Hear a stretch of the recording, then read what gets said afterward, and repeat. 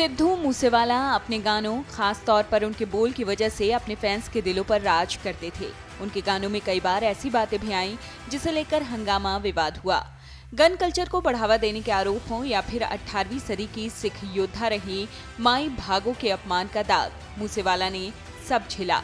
मूसेवाला ने एक ऐसा गाना भी गाया जिसमें उन्होंने पंजाब के जाने माने गैंगस्टर का नाम लिया। इसका नाम डिम्पी चांद भन था, जिसे पंजाब का पहला डॉन तक कहा जाता था।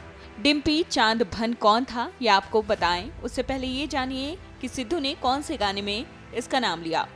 साल 2021 में मूसेवाला मॉस्टेप नाम से एक म्यूजिक एल्बम लेकर आए।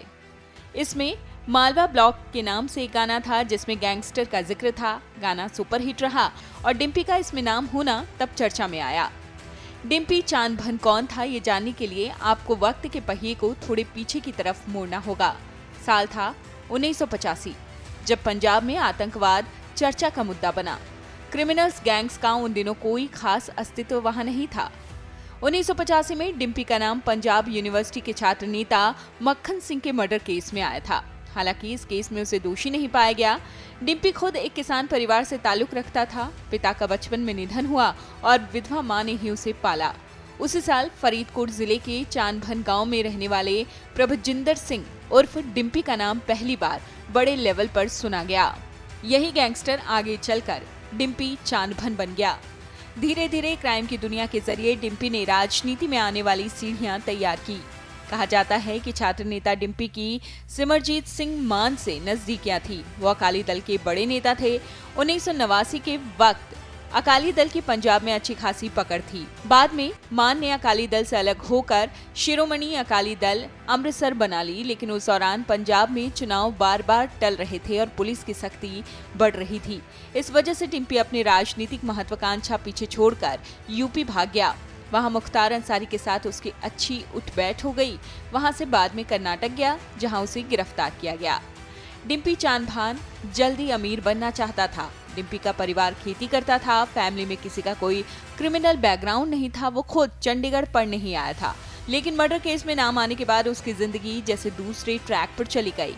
इंडिया टुडे मैगजीन के मुताबिक डिम्पी ने शुरुआत पंजाब के आतंकवादियों को हथियार सप्लाई करने से की। फिर उसे तेज गाड़ियों और शाही जिंदगी का भूत सवार हुआ, लेकिन इसके लिए उसे पैसों की जरूरत थी।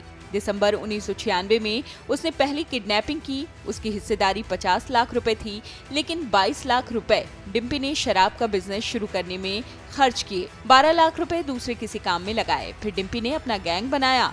इसमें 3 बेरोजगार लड़कों को लिया जो मिडिल क्लास परिवार से आए थे। डिम्पी तब जल्द से जल्द बहुत सारे पैसे कमा लेना चाहता था। उसने कहा था, मुझे रॉयल लाइफ जीनी थी। 1-2 बड़ी फिरौती से मुझे जल्द पैसा बनाना था। इसी बीच उसे भनक लगी कि बंगलुरु में एक बिजनेसमैन बिना सिक्योरिटी के रहता है। नाम था निर्मल जयपुरिया।